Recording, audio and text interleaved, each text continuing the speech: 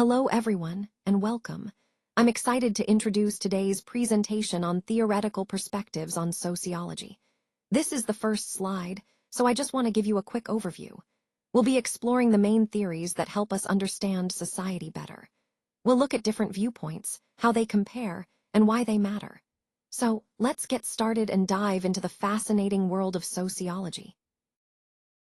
All right, let's take a closer look at the two main sections on this slide.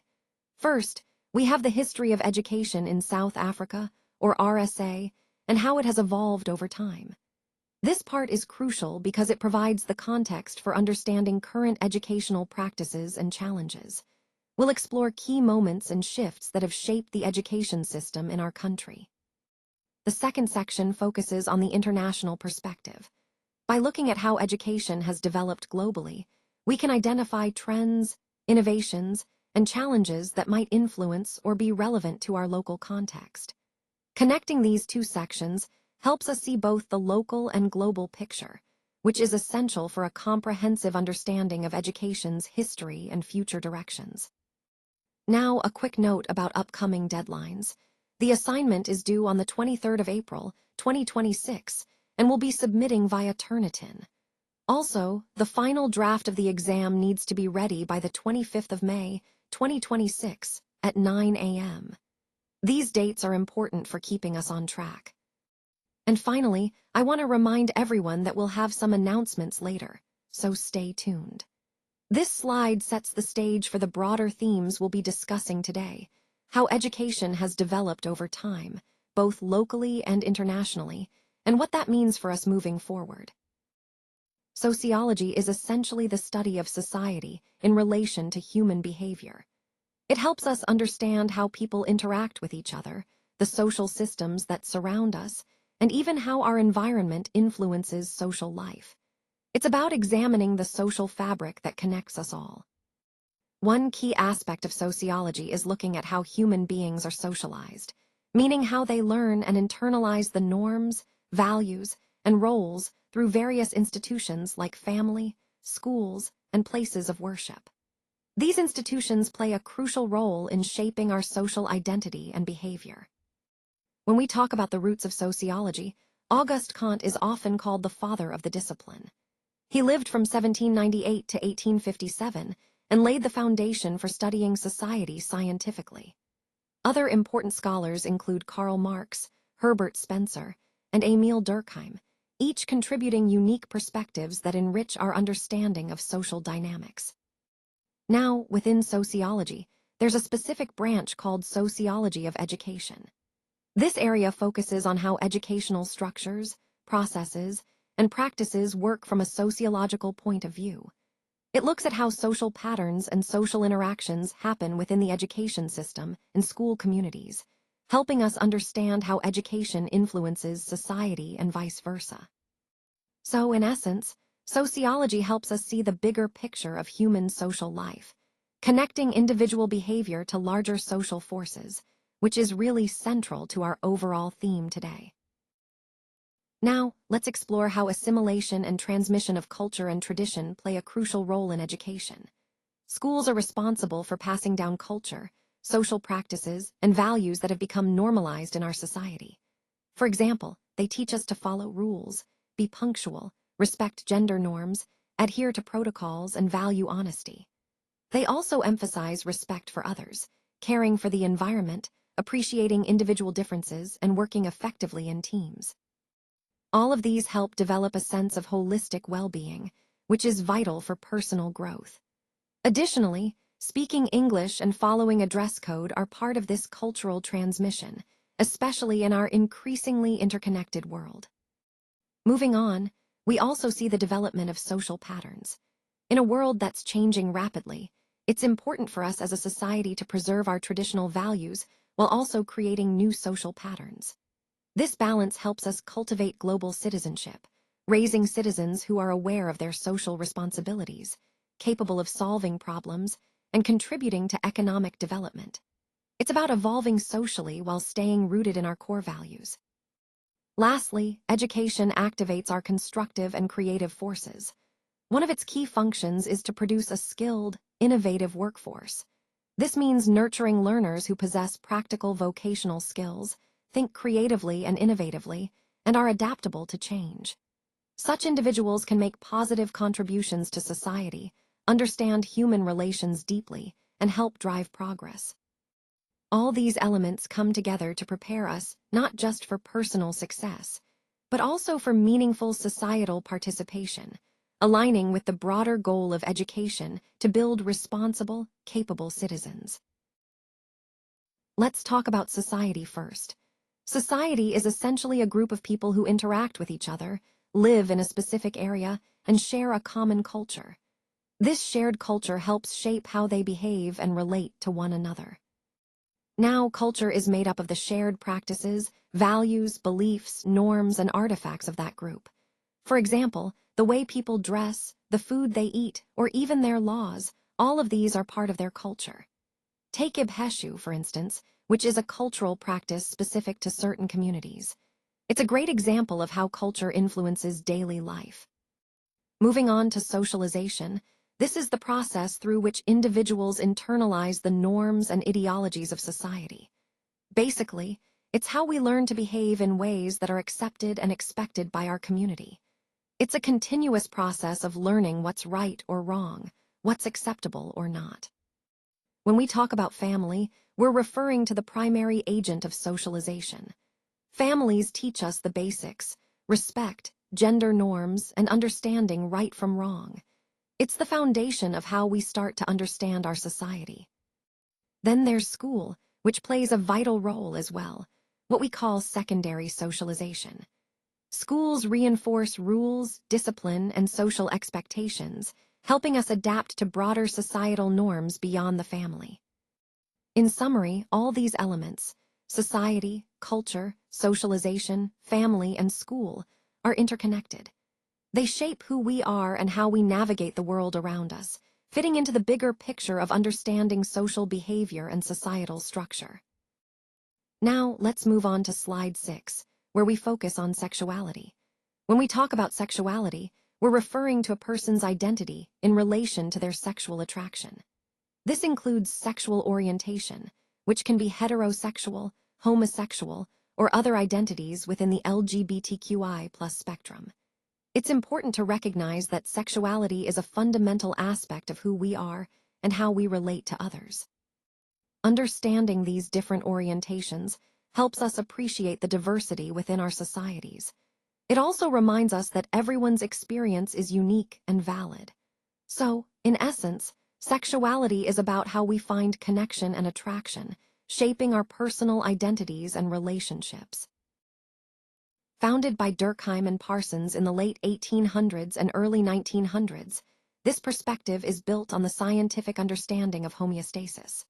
The functionalist view sees society as a complex system, where different parts work together to promote social harmony and stability.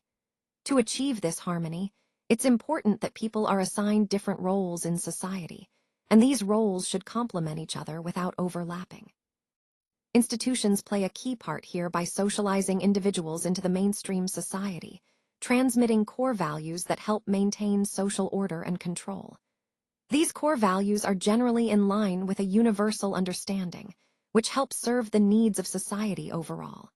When these elements work together, they foster social cohesion, solidarity, and stability. Now, from a functionalist perspective, gender role differentiation is seen as contributing to this stability. It's about creating a clear division of roles within the family and society at large, which supports social order. So, what do functionalists believe about the roles of men and women within the family? They typically see men as providers and women as caregivers, emphasizing the importance of these distinct roles for social stability. Regarding the status of women, functionalists generally rank it lower in comparison to men. They argue that this hierarchy is rooted in the roles assigned to each gender, which are seen as naturally suited to their functions in society. The idea is that this ranking helps maintain order and efficiency within social institutions. From a broader perspective, functionalism views gender rankings as part of the social structure that keeps society running smoothly. It's all about the idea that these roles and their associated statuses, though often viewed as traditional, serve a purpose in maintaining cohesion and stability across society. Let's take a closer look at the traditional roles often associated with women and men, as viewed through a functionalist perspective. Starting with women, they are typically seen as playing expressive or subordinate roles. These include being mothers, personal assistants, laborers, teachers, or followers. These roles emphasize nurturing and emotional support, where women are often seen as the emotional backbone of the family and community. Women are also considered nurturers and emotional supporters, meaning they provide care and comfort. They tend to act as helpers and mediators within the home, managing domestic responsibilities and ensuring everything runs smoothly. These roles often highlight softer, creative, or spiritual qualities, emphasizing empathy, compassion, and religious devotion. On the other hand, men are traditionally viewed as taking on instrumental roles. They are seen as leaders, whether as fathers, bosses, CEOs, principals, or pastors. Their role is often associated with providing material support, protection, and authority. These roles emphasize strength, leadership, and decisiveness. Men are also considered providers and protectors, taking on responsibilities that involve supporting their families economically and safeguarding their loved ones. They are seen as authority figures and are often associated with competitiveness and risk-taking. Additionally, men are frequently viewed as disciplinarians and active sportsmen, embodying physicality and assertiveness. From a functionalist perspective, these roles are seen as complementary, each fulfilling specific functions within society to maintain stability and order. While this view highlights the importance of traditional gender roles, it's also useful to reflect on how these roles influence perceptions of gender in society today. This slide doesn't contain enough information. That's why we're moving to the next slide. This slide doesn't contain enough information. That's why we're moving to the next slide. Disruption is minimized, harmony is maximized, and families benefit when spouses assume complementary, specialized, non-overlapping roles, which is often referred to as the division of labor. This idea suggests that each partner has a specific role that fits their skills and strengths, creating a balanced and stable family environment. Now, I'd like to hear your thoughts about the functionalist view on gender. How do you see this perspective shaping family dynamics? What happens, though, when roles are reversed? For example, if the traditional roles are switched, does the harmony break down? Or can families adapt and still thrive? The functionalist perspective sees these roles as essential for social stability, but it's important to consider how flexible or rigid these roles really are in today's society. So, understanding this view helps us see how gender roles contribute to the overall functioning of the family and society. However, it also raises questions about what happens when those roles aren't followed or are reversed. So, here we see that functionalism has often been used to justify male dominance and gender stratification. Essentially, it has supported the idea that men are naturally suited to be in power, which in turn maintains the status quo of patriarchy. This can promote toxic masculinity by reinforcing traditional gender roles that are not only restrictive, but also harmful. When we look at the modern family, the specialization of household tasks by gender is actually more dysfunctional than functional. Instead of creating harmony, these rigid roles can lead to dissatisfaction. Many women now see family roles as restrictive. They often feel unhappy in their marriages and are more likely to opt out of traditional roles altogether. This brings us to a critique of the functionalist perspective. It tends to overlook the negative consequences of these gender roles, such as inequality and dissatisfaction. In reality, these traditional roles can be more harmful than helpful, especially for women who are increasingly challenging and rejecting these expectations. So, in the broader picture, it's important to question whether these roles truly serve the needs of modern families or if they just perpetuate outdated and limiting ideas. Today, I want to talk about the foundational ideas behind conflict theory, which was developed by Max Weber and Charles Wright. This theory emphasizes the importance of critically evaluating our social norms, standards, and arrangements, especially when we're considering reforms. It's about questioning whether the existing social structure truly serves everyone equally. A key point here is that conflict theory encourages us to reassess issues related to power and dominance within society. It highlights how dominant or powerful groups often exploit those who are less powerful. This exploitation perpetuates inequalities, and conflict arises because of these disparities. In fact, conflict is seen as a necessary force for change. It challenges and disputes the inequalities that are built into our social fabric, inequalities often rooted in privilege granted to specific groups. This is especially relevant for those on the left wing, who are often labeled as the other, fighting against the lack of power and unfair treatment. From a broader perspective, conflict theory and Marxism both explore these dynamics deeply, aiming to dismantle social norms that sustain inequality. They suggest that through conflict and resistance, society can move toward greater fairness and justice. So, in essence, this theory reminds us that social change often comes from conflict. By questioning and challenging the status quo, we can work toward a more equitable society. This social standing between men and women actually helps perpetuate social inequality. It's a common myth that families are always harmonious, but when we look at gender through the lens of conflict theory, it tells a different story. It suggests that men often try to maintain their power and privilege, which ends up disadvantaging women. So in this context, men are seen as the dominant group, while women are the subordinate group, forming what's called a patriarchal system. Conflict theorists argue that gender differences really reflect the ongoing oppression of women by men.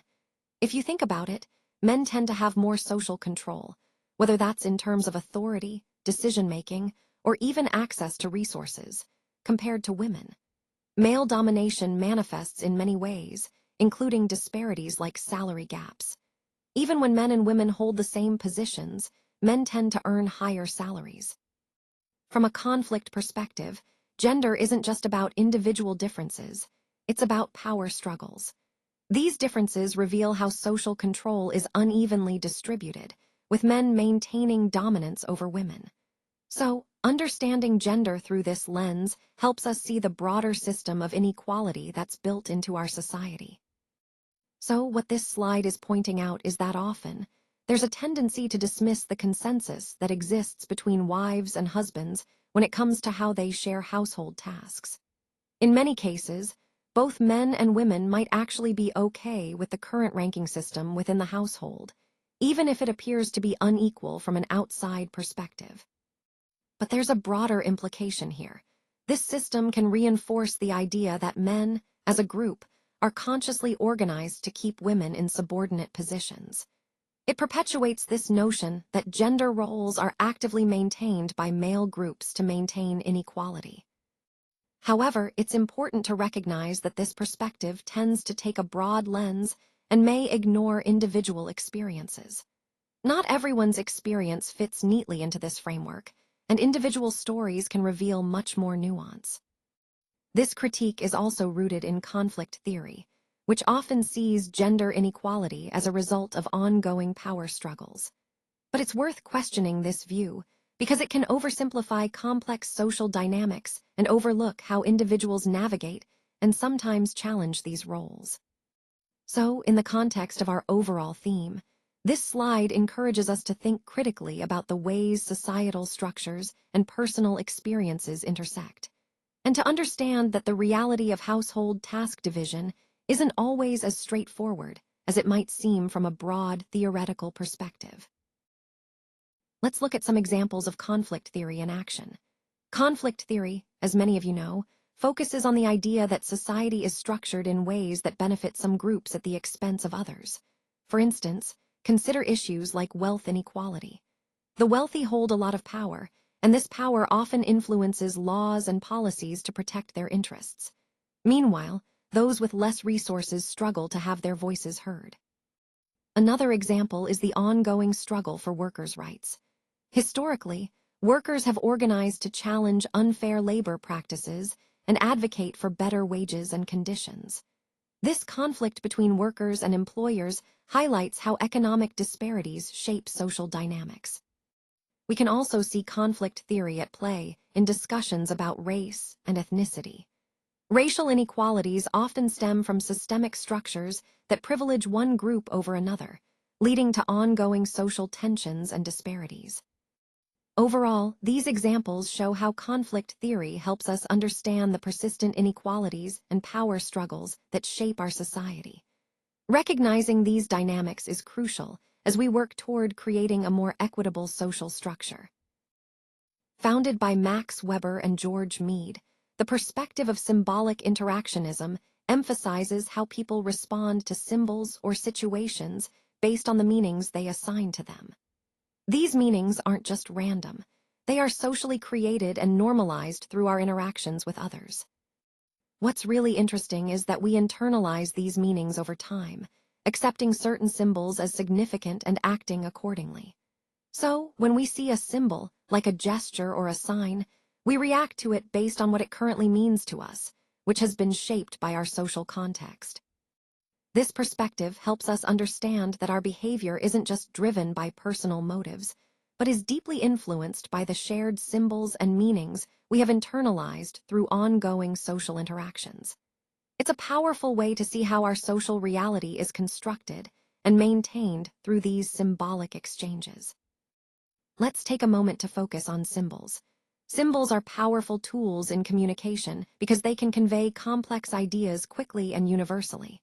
They often carry deeper meanings beyond their visual appearance, connecting us to cultural, historical, or contextual concepts. When we see a symbol, it can evoke emotions, represent principles, or serve as a shortcut to larger ideas. Throughout this presentation, we've seen how symbols can enhance understanding and engagement, especially when they align with our overall message.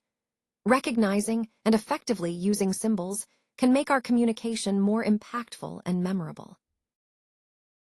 So, what is this? Well, this slide is really about giving you a clear understanding of what we're looking at here. Essentially, it's meant to clarify the concept or process we're discussing. As you can see, the question mark emphasizes that this is a key point we want to explore. It's important because understanding this will help us see how it fits into the bigger picture of our overall theme. So let's dive into the details and make sure we're all on the same page about what this is and why it matters. So, what often happens is that men and women tend to label each other as opposites, calling themselves the opposite sex. And then, based on these labels, they behave in ways that reinforce those differences. Instead of fostering connection, these behaviors actually create more separation between the genders. This process helps us understand how gender roles are internalized by each sex. Essentially, society's expectations and labels shape how we see ourselves and others, making these roles feel natural and inevitable. By exploring these perspectives, we can see how gender roles aren't just imposed from outside, but are actively adopted and reinforced through our own behaviors. This cycle is key to understanding how gender distinctions persist and influence our interactions. It's a crucial piece of the broader theme that our perceptions and actions around gender are deeply interconnected and mutually reinforcing. So here's an interesting point. Society perceives a man as masculine, and because of that perception, the man will start to see himself as masculine. It's like a cycle where social expectations shape personal identity. In the social interactionist view, gender isn't something fixed or innate. Instead, it's constantly created and recreated through everyday social interactions. It's a dynamic process. Basically, gender is a social construct, something made up and maintained through symbols and shared meanings we interact with daily. This means that what we think about as masculine or feminine is heavily influenced by the symbols associated with each gender. For example, certain behaviors, clothing, or even language that society links to men or women shape how we think about ourselves and others. And an important point here is that both women's and men's thinking is influenced by these symbols tied to their gender identities. Our minds are shaped by these social cues, so they play a big role in how we see ourselves and our gender roles. But it's also flexible. People can change their understanding and the meaning attached to these symbols through interaction. We have the ability to reflect and modify our thoughts, starting with how we interact with ourselves. That self-interaction can lead to shifts in how we perceive gender. So, from a symbolic interactionist perspective, gender isn't just a static label, it's a social process. It's about how we use symbols, how we interpret them, and how through social interaction, we continuously recreate our understanding of what it means to be masculine or feminine. All of this ties back to the overall idea that identity is something actively constructed through social life. Let's take a closer look at this example to see how these concepts come together in practice. Here, we can observe how the key points we've discussed are applied in a real-world scenario. It's important to notice how the approach aligns with our overall theme of effective communication and strategic planning. By analyzing this example, we can better understand how to implement these ideas in our own work. Remember, the goal is to connect these insights back to the bigger picture, ensuring we're all moving toward a more cohesive and impactful strategy. So, this slide highlights an important limitation in some sociological perspectives. It points out that focusing solely on macro-level interactions can overlook the micro-level processes that actually shape individual choices. Essentially, while it's useful to analyze broad social structures, we also need to recognize what happens at the personal or small group level. For example, in certain cultures, laws and customs might dictate that women and men are expected to pursue specific careers. Sometimes, women might even be restricted from attending school altogether. These micro-level restrictions deeply influence individual options and opportunities. This critique is particularly relevant when we look at symbolic interactionists' views on gender, as they tend to emphasize social symbols and shared meanings, but may not fully account for these micro-level constraints that limit individual agency. Overall, understanding both macro and micro forces gives us a more complete picture of social dynamics and individual experiences. Let's talk about the important role teachers play in promoting gender equality in the classroom. First, it's crucial that we consciously treat boy and girl learners the same way, avoiding stereotypes in our illustrations and examples. This helps create an inclusive environment where all students feel valued. Next, we should actively encourage every learner to reach high achievement levels, regardless of gender.